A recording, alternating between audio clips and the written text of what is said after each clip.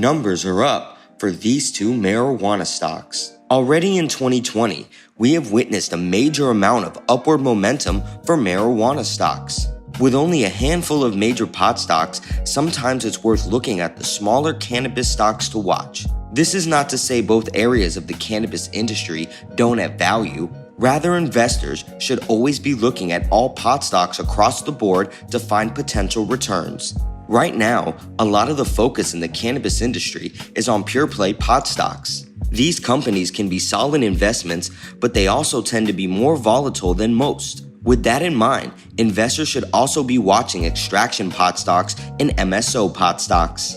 These two subsectors of the cannabis industry have shown massive growth potential in the past few years. The largest multi-state operator pot stock.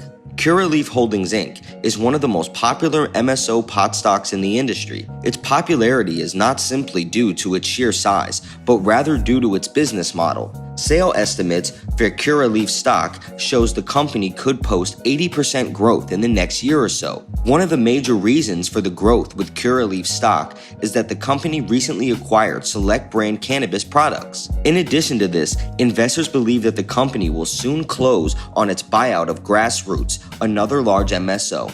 Because of this, many believe that Curaleaf stock is poised to be one of the most prominent MSOs in the cannabis industry by next year.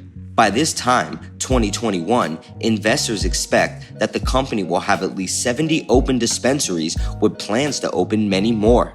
A cannabis stock that may come as a surprise. HEXO Corp may come as a surprise on this list given its less than stellar performance last year. Despite this, the company has made a lot of big changes to shape up its business model for next year. Last year, HEXO stock embarked on a number of cost-cutting measures. This included slowing down production at its facilities as well as laying off a number of staff members. With that, investors have stated that HEXO stock could be poised to see almost 70% in sales growth by next year. A lot of this has to do with the company choosing to sell more retail cannabis in Canada. In addition to this, HEXO stock may be able to benefit from the increase in demand for derivatives.